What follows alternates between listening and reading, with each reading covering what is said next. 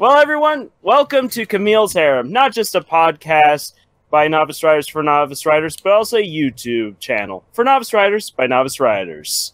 And today, we've got everyone here in the study talking about monsters. That's going to be our subject for today. We're going to be talking about the monsters that personally kind of spook us on out, why we think that they can be used really effectively within a story, and also kind of talk about the really good horror stories that we've come across, and maybe even how you could someday survive being stuck in a horror story, because it's going to happen to you eventually. Yeah. So that's basically... Yeah, eventually. Eventually you will find yourself in a horror story, and you must ask yourself what kind of horror story you're in, because that will determine either if you will survive or how fast you're going to die. I will die very fast. That's a good point. Just kidding. I won't, because I will never leave my room. If you don't leave the room you're in, nothing bad ever happens. It's only when you start wandering around the house that is haunted. I can actually think of a couple horror stories where... or staying in the room is a bad idea. Yeah. Have you ever seen... Have you ever seen the movie The Room? Wrong movie. Wrong movie. I can't remember what it's called. I have seen The Room.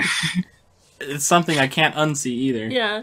No, and he was horrified by it. Yeah. I was very horrified. It could technically be a horror film. No, I mean, horrible for somebody who likes a good film. Horribly, terribly like good. Me. No, it's that movie with like John Cusack in it, or however you say his last name. John Cusack? Where he's like, the sack. Like he's staying in a hotel and he can't leave the room and he goes crazy because he's like being haunted in the room. It's called like 4086 or something, like 1408. 1408. Yes. I said it 3 times now. Oh, that's the first time I heard you, but thank you. Oh, yeah. So there's. I guess my sound is bad. Yeah, you're kind of cutting out a little bit. But that's okay. It doesn't sound bad. At least it's not like Camille's audio on Help. The oh my gosh. Look at that spike. That was a good spike. Look at that sausage. Oh, wait. Ready? Oh, shoot. Oh my gosh, that makes me uncomfortable. Yeah, what sausage? That sausage. Oh, why? This is mine and Nate's ASMR corner. You're not going to get a YouTube episode. You're going to get ASMR. The real monsters. Did you just take a bunch? Are you taking tape or Velcro? Velcro, right very good, Lars. Very good. Very good, Lars. Yeah. The real monsters were the friends we made along the way. Oh my gosh, yes. Ooh, I bet this is a nice one. Just kind of... Please don't. Can you hear that? I can hear it, but it's so faint. It's like a tick farting. I'm sorry, Lars. You're gonna have a lot of editing for this episode, unless you keep this all in, which I won't fault you for. So anyway, this is our contribution. We are going to be very useless to this conversation. But they sorry, folks. They were eating some kind of expired sugar before this. I mean, you're not wrong. And they're also locked in a room to prevent themselves from being eaten by horror monsters? Something like that? I don't know. We are in a basement. We are in a basement. You are in a basement! In a room with way too many things to play with. Because oh my gosh. That's the real problem. That just takes me to too many places. So many possibilities of what that could mean. I'll buy it. How many sex toys do you think are in here? More than I'd like to know. At least 3. At least 3. Calling me a toy? Yes. Yeah. Now that make 4. Does Camille make 3? Yes. You're 3. What is that? I don't know, actually. Wait. So if Nate makes 4 and Camille makes 3, does that mean that Camille's negative also sex 1 toy? Yep, there you go. I'm here to shut the party down. Oh boy. Well, let's get into it then. Let's get into this. Right into it. No foreplay. Let's go. Yeah, oh my gosh. Yeah, let's get... I love that. Actually, I honestly love that quote from GoldenEye Where he just puts the gun to the Russian lady's head, and he just says, "Let's skip the foreplay, shall we?" We're like, "Woo!" That's the James Bond equivalent of "bite the pillow, I'm going in dry." Oh no! I've discovered a new side of myself today. I don't like that. The inside? The inside my noggin. Joe always liked a good squeeze. All right. Here's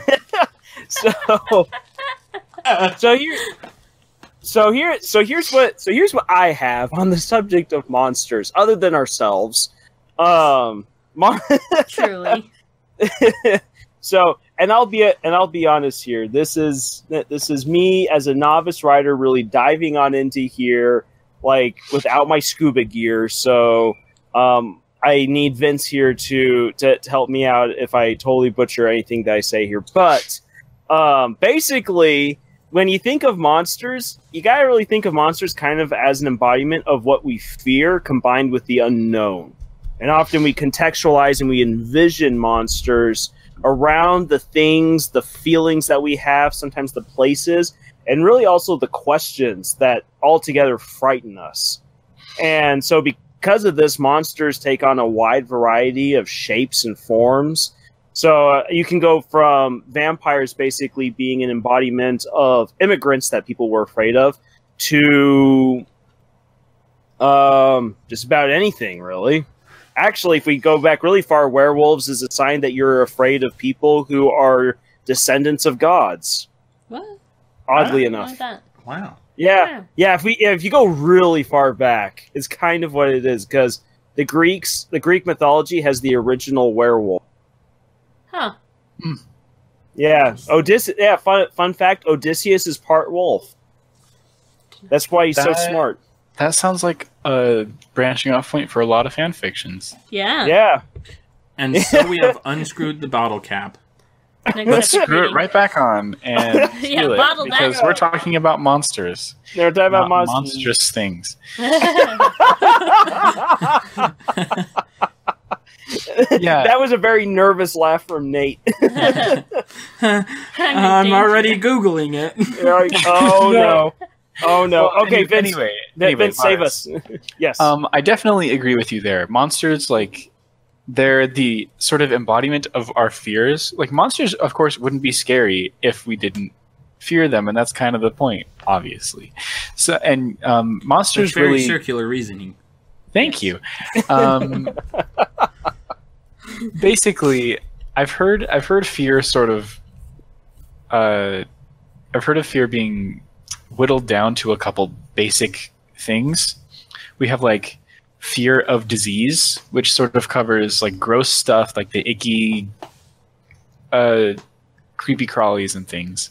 And then we have fear of bodily harm, which is like why the concept of being stabbed is like a slasher is scary. Mm-hmm. And then we have fear of the unknown, which sort of can color those and build off of it. And like all three of those can sort of interplay and bounce off of each other, which is really great. It's really great when they do that. And I think what really makes for an effective monster is one that sticks with you. The one, like, you can tell when a monster is effective when it haunts your thoughts. Yes. For years after the fact, after you've read the book or after you watch the movie. Like, and yeah, I can bring up a good example. Yes, there's a Stephen King short story that I first read in high school. It's called The Raft. And in this one, there's like a group of like teenagers or like young adults, and they're either like about to go off to college or about to graduate high school or something. And these two guys who are friends each take their respective girlfriend out to this lake where they used to hang out when they were kids, and they all like strip down to their underwear and swim out to this raft which is in the middle of the lake that they just sort of like play around on, and it's tethered to the bottom of the lake with an anchor, and it's just sort of a platform to jump off of and paddle out to and things. Yeah, those innocent days, the childhood days. And the main character through whom the story is told, he is like swimming in last, and then as he's swimming he sees like this sort of dark shadow move out from underneath the trees on the far side of the lake and start moving towards them, and he doesn't know why, but he's terrified of it, and so he pulls ahead and gets on the raft before anybody else, and they all climb up on top of the raft and things, and and like the shadow comes up, and it's like this perfect circle of oily blackness sitting on top of the water. And one of the girls is like, "Oh wow, it's so pretty," and touches it, and the instant she does, it absorbs her into it and pulls her in, and there's just like she dies. Yeah, she dies horribly. It like dissolves her alive, and like the circle gets bigger after she stops thrashing, and so it's like it's a combination of fear of death because it will eat you, and it's a combination of like fear of the unknown because we don't know where the heck this thing came from. What are its capabilities? Like, how do we fight it? Can we fight it?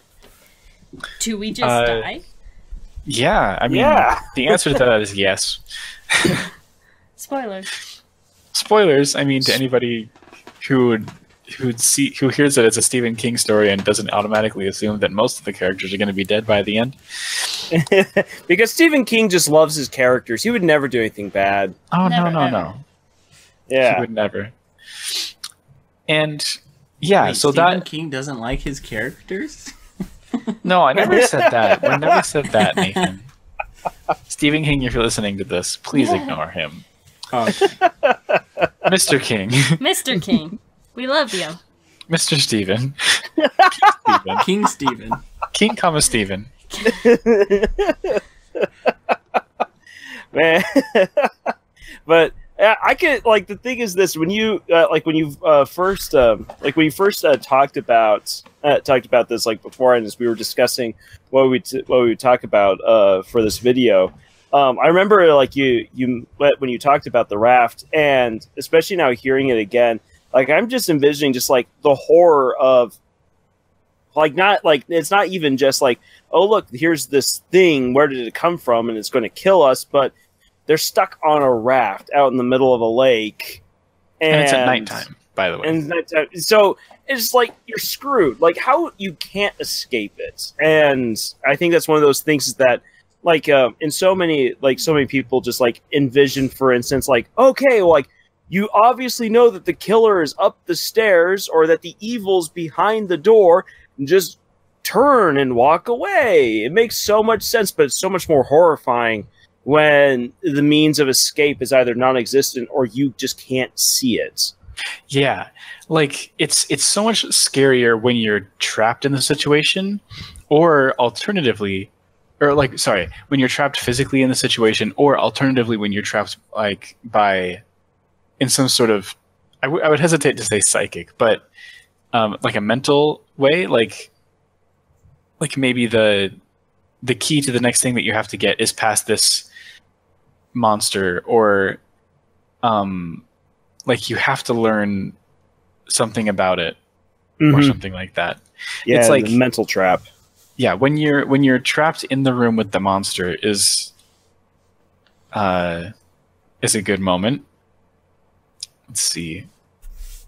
But yeah, that's sort of the monsters who's like, when you have something that's unknown about the monster is when I personally like it the most. Like, because there's that, I think one of my favorite parts about fiction is being able to explore new ideas, being able to look at a new concept and say, like, oh wow, what is all it about this?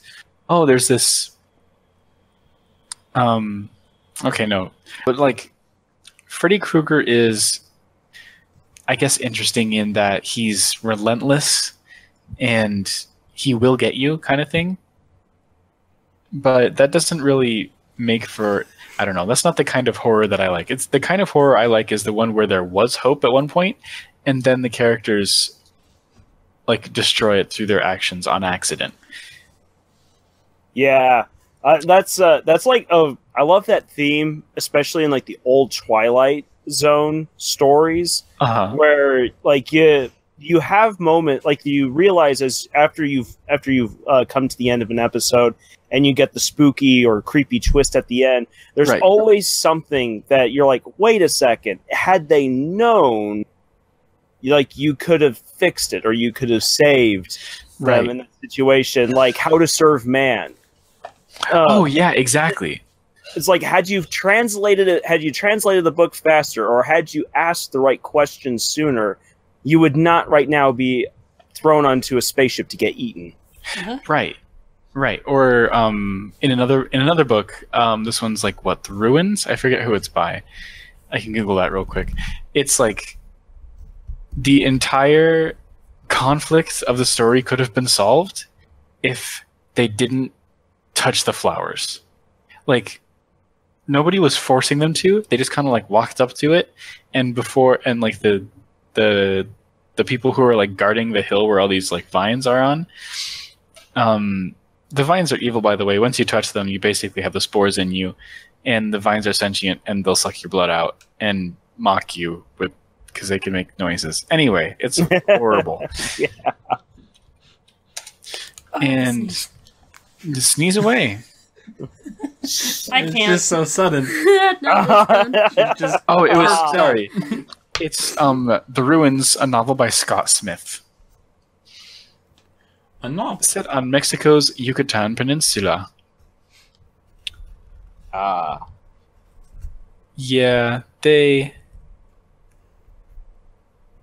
yeah. Anyway. Well, and there. So one thing, like, still with thinking about the unknown, kind of in preparation to talk about this stuff, I was looking at, especially like reviews of some of the more recent horror movies. Mm-hmm. And Vince, like you've already said, like The Nun was, you know, like in your opinion, The Nun was just a terrible movie. You're just like, this is not a good spooky movie, and it's just not a good movie. I will clarify. A monster was attacking us. We had to go hide in the closet and put some salt around the doorway. We're back now. That's for the monster has been warded off for the moment, but it's probably going to be tunneling through the floor around the salt circle. So yeah, salt circles don't last forever. Yeah, no. And we can blame Camille for bringing this upon us. She was infected. Especially when the demon has control over all the ants in the area, and they're all slowly picking up the grains and taking them away. It's effective.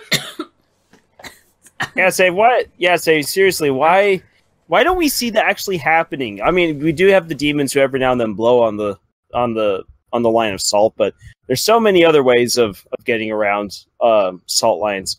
In any case, so as we were hiding out from the demon or the monster, whatever it is that's right now burrowing under the salt line to get us, we were talking about how it's best to have creatures and beings of horror that operate under some sort of rules. There has to be a logic to them, things that they can and can't do. Because if it's just an omnipotent creature, as you said, Vince, then it's more just like, okay, it's super dangerous, it's going to get us eventually, and then the only thing that's scary is whatever jump scares you throw.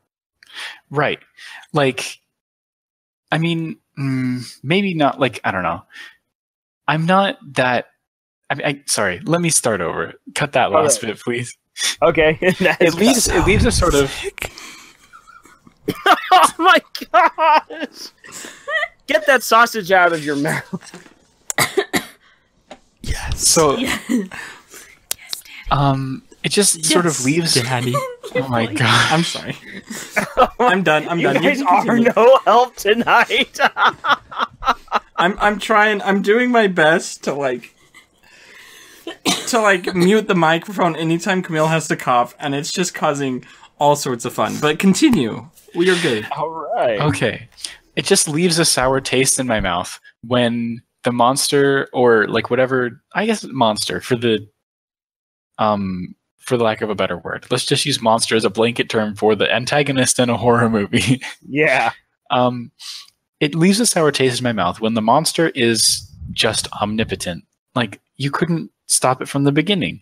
Like in Freddy or whatever, like Nightmare on Elm Street, Freddy is like, he's just, eventually you're going to need to sleep, and when you do, he's going to get you. That's the whole thing.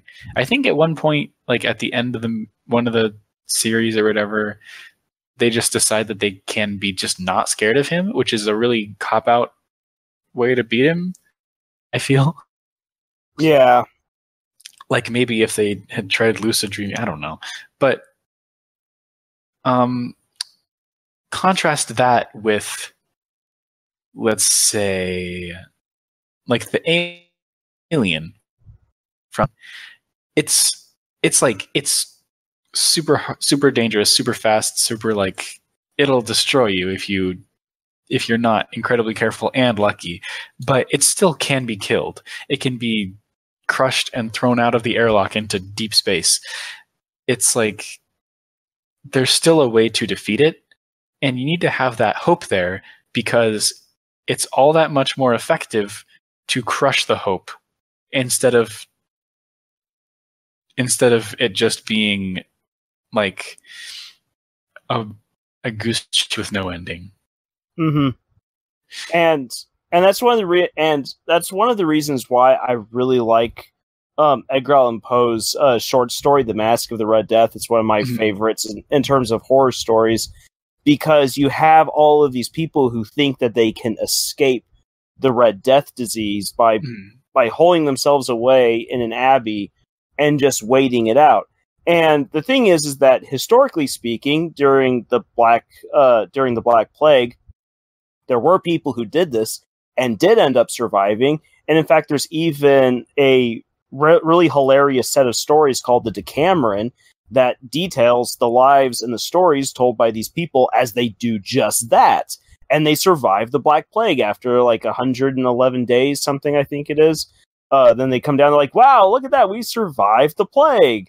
And Edgar Allan Poe's like, nope, there's no escaping it. Like, you thought that you could escape it, but it comes for you nonetheless. And once Red Death enters into the party, like there's still that hope that, hey, had Prince Prospero not touched Red Death, then everything could have still been averted. But the moment that the prince drops dead from trying to unmask the Red Death, everything just goes to hell in a handbasket from that point. Right. That's sort of like, sorry, I just had to cough. That sort of moment where you realize, oh no, they're screwed, is like when you're really fully and truly screwed, is a very good moment in horror movies. I do like the ones with happy endings. Like, I don't know if you would consider A Quiet Place a horror movie or just a thriller. I would consider it a horror movie. It's pretty horrifying when you stop to think about certain things, especially the beginning. Oh yeah, movie. that was. I would probably consider it more of a thriller than a horror. What is? Mm-hmm. A Quiet Place. A Quiet Place. A very quiet place. That should be the entire ad for the movie. A quiet place. But anyway, continue. But yeah, like the moment at the end where they realize they can kill them is like, oh, that sort of like relieves all the tension that you felt for the first half of the movie. But I'm getting, but I digress. There's also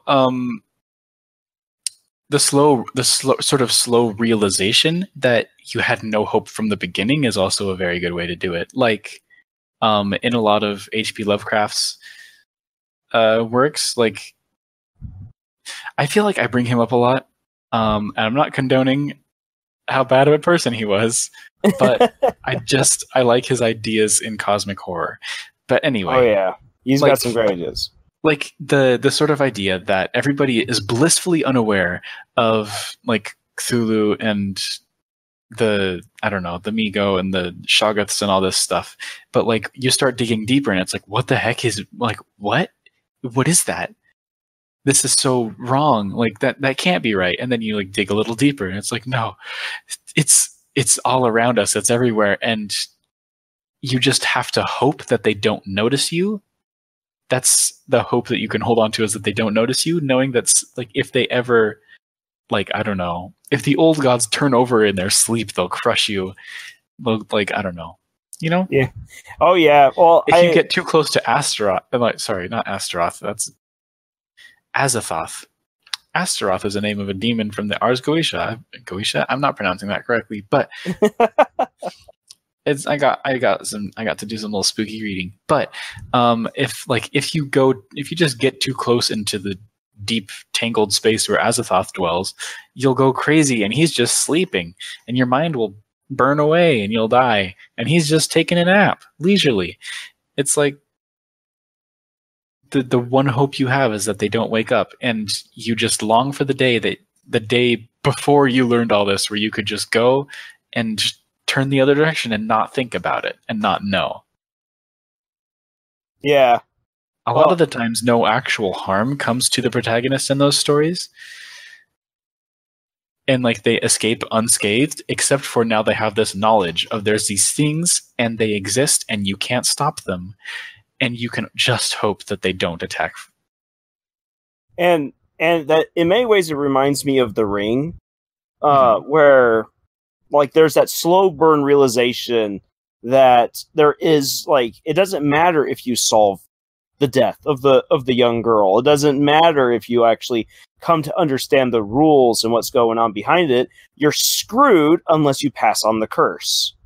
But once you pass on the curse, you're effectively a murderer. Right, yeah. Like, I think The Ring is very effective in that way because, like, the curse, I mean, I think it's kind of done that the curse exists in the first place. Like, she could just, like, not hold a grudge, but I digress. Yeah.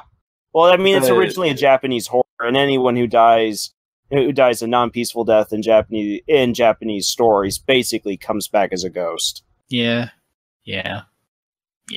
But yeah, the sort of idea that there is like a formulaic way to get this thing off your back is like comforting. That's like the one thing that we can take hope in, even though that does mean that the person you share the tape with has to do the same thing to, like, so they can avoid being killed.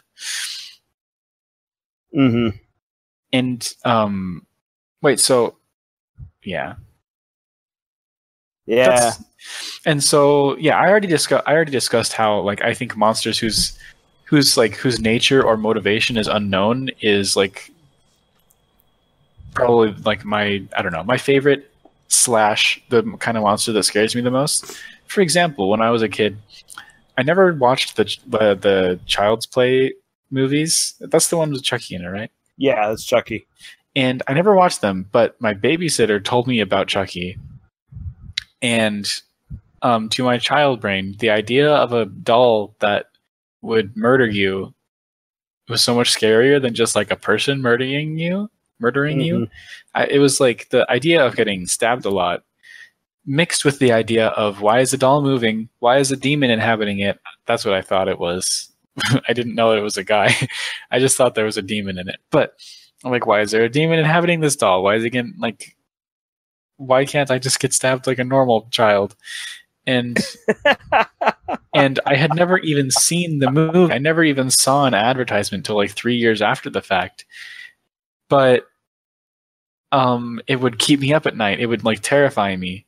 But now that I have seen a Chucky movie, I'm just like, this is kind of dumb. He's just stupid. Yeah. Like, actually, no. Chucky's not stupid. Literally everybody else is, because they, I don't know. Yeah, there's something about horror stories where you're just like, these people are really dumb. Yeah. Which is actually one of the reasons why, for instance, I like stories, in which you've talked about, like, the nature of the unknown. What I really like is when you have horror stories in which nature singles you out to die, and a force of nature is what is the monster that's coming after you. So, like, one of the movies that, like, made me terrified of the dark as a kid, and, like, well on for many years was the Ghost in the Darkness, and it's not even like these weird demons or anything. It's two insane lions that go around that work together to eat people, and just the fact that they come in the dark, they single someone out, they grab them, pull them out into the brush, and then slaughter them. It's a really terrifying thought. And then as the hunters go and they start hunting down these lions, the lions know who's trying to hunt them, and so it just becomes this crazy game of hunters as the lions, this force of nature, work to kill off the other hunters as the story progresses. And so you just have like this feeling like, how can you stop it? And it goes right down to the end wire of the movie for any kind of happy resolution for the surviving cast, that they can actually take on these lions. And I would also even lump in there, though this movie didn't scare me at all, is Jurassic Park, and because in a way it has that horror element of these creatures that once upon a time lived and they're brought back to life, and because humans don't know how to handle them, the moment that the dinosaurs get loose, the predators find out really fast, hey, humans are nice, squishy, and tasty. Yeah. Let's all go after them. And how do you stop it? Like, it takes a T-Rex barreling through a wall to stop the velociraptors, because there's no way that the humans can take them on by themselves. Exactly, yeah.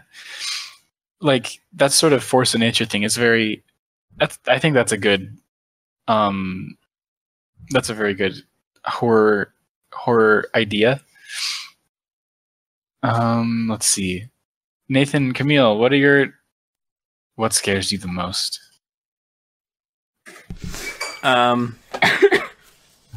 Yes. Bills.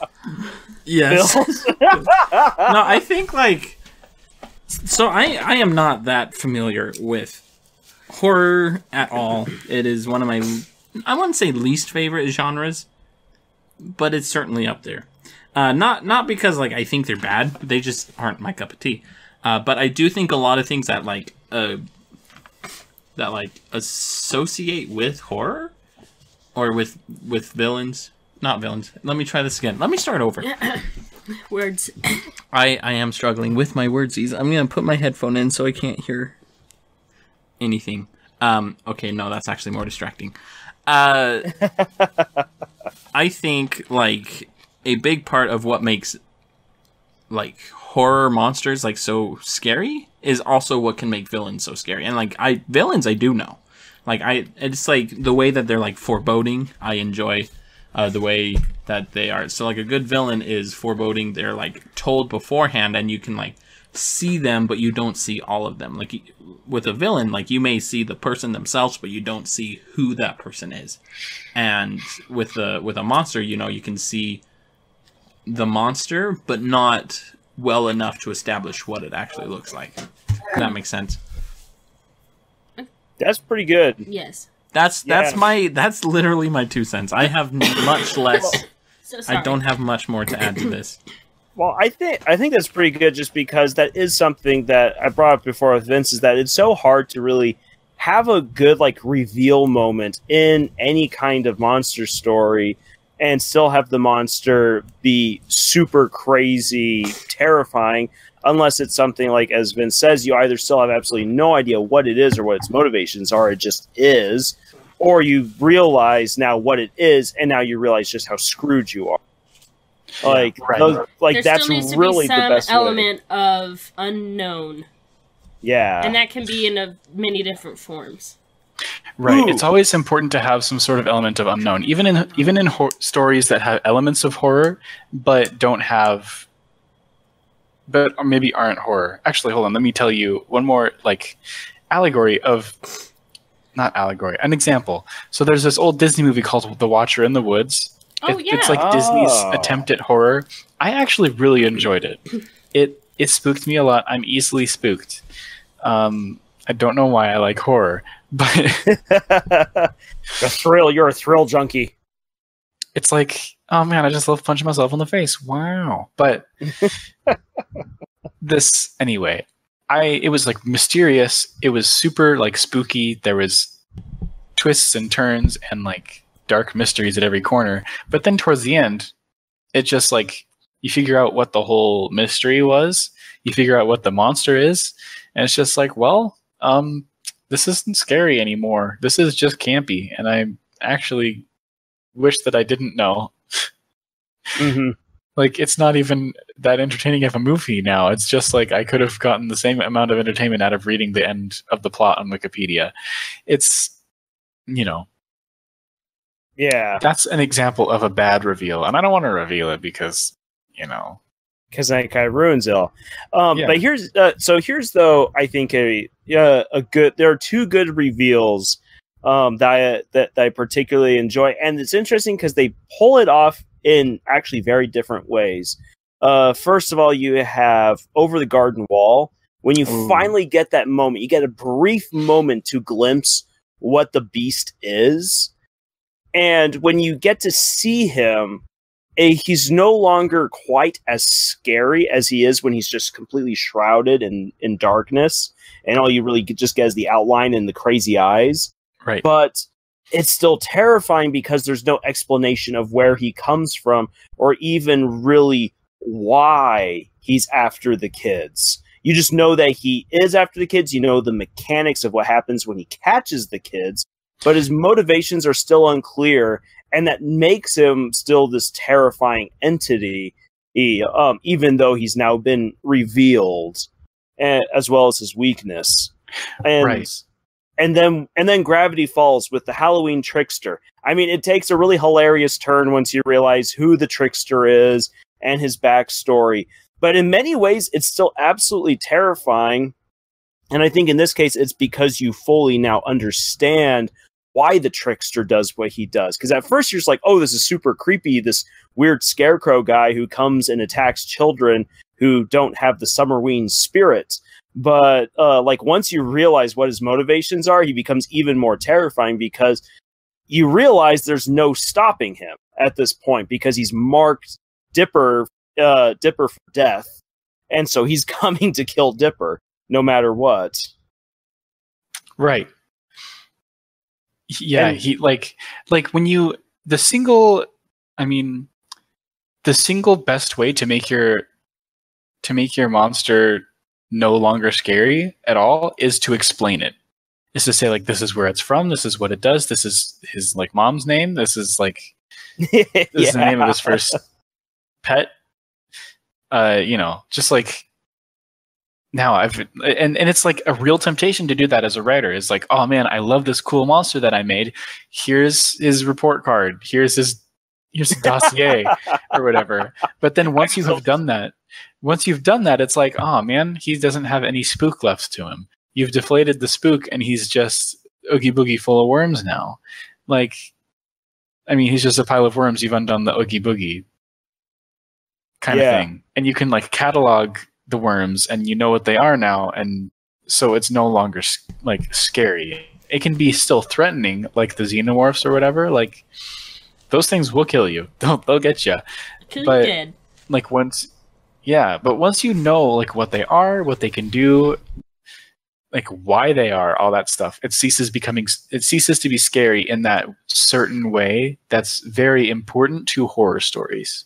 Mm-hmm. Yeah, coming back like full circle once again, that monsters are that embodiment of both of various kinds of fear. And as you said, like the last one is really the fear of the unknown, which blends so easily into the others, just compounding their individual horror aspect. And that's one of the things, like it's so, once again, as I said, it's just so hard. And so really you either have to have it like set up where, and I said, like, the motivations behind the creature is now what really becomes terrifying, or now, like, this fight for survival, or the fact that you can't survive, or you've revealed a little bit, but you make sure that you keep back, like, what makes the monster, in a way, I guess, personal to the cast. And then that's kind of what's neat, is that, I know this is getting kind of meta here at the end, but that as then readers, or as the audience watching the story, we begin then to put ourselves kind of into either either into the shoes of the people or of the monster. In a sense, trying to figure out what exactly this monster is. And that's neat because horror then serves as a mirror reflecting our own fears right back at us. Yeah. So it's not just, and that's what makes a really great horror is when it's not just spooking you, but then when it stays with you because you're like, oh my gosh, that story reveals something that terrifies me. Exactly. And you can't it's a lot more difficult to have that sort of revelation about yourself when the monster is so succinctly explained. Like, if you have you got to play your hands close to your chest, and then as a writer, and then that way the reader will be able to sort of project their fears into the monster.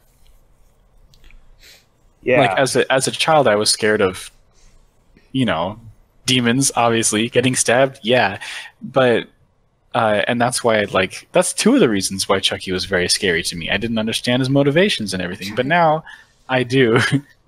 And it's completely non-scary because he's just a man who's made of plastic now, and he swears a lot and has a knife. You can just he's a dirty put him in a rabbit. box.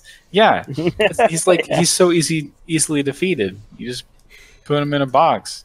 Put the box inside another box, and then mail that box to an incinerator. Oh. Or someone else's problem in 200 years. The reason why the Summerween Trickster still sticks with me rather than Bill Cipher at the end of Gravity Falls is because he still has mystery to him. The reason why Bill Cipher in season 1 is so much more blood-chillingly, has so much more of a blood-chilling effect to him is because you don't know exactly what this weird triangle man can do. He can, pull the deer's teeth out of its head and turn back time and everything. But you don't know why. And then at the end of the story, you know a lot more about him, and he's threatening in a different way. But that sort of mysterious, what the heck is this thing feeling is my favorite part of horror. And I feel like it's the best part of horror. Yeah. I have to agree, because that's the kind that sticks with you long after the story's done. Yes. But who's jingling around? So out of, I don't know, the ghost in the room. But so that will do it. So that'll do it then for this episode of Camille's Harem. That'll do, donkey. That'll do, donkey. And at least we hope that we've either confirmed some things about horror storytelling to you, or that you've learned something from our banter, or that you've at least paid attention to the weird, creepy noises that have been going on in the background, to know that, yes, we are indeed in a haunted basement or in a haunted bedroom or wherever it is that we right now currently find ourselves, and it's very likely that we will die by the end of this. Yeah, if you were listening to this recording, we've all died. You can find our will and testament on Camille's Harem. On Camille'sHarem.com. Also check out we've also posted it on our Tumblr, Twitter, YouTube, Reddit, Pinterest? Yeah. And it'll be up there on Pinterest too. As a whole. And our podcast. And Google Play. Wait, this is and YouTube, Poppy. isn't it? Yeah. Yeah. Where are you Yes, putting it'll that? probably our What will and orphans? prior will and testament will also go on up onto YouTube shortly thereafter. So with that being said, we've covered all our bases. Hope that you have a fantastic Halloween and that you don't run into the Summerween Trickster on your travels, because that means that you've done screwed up and you're going to die. I've been traumatized.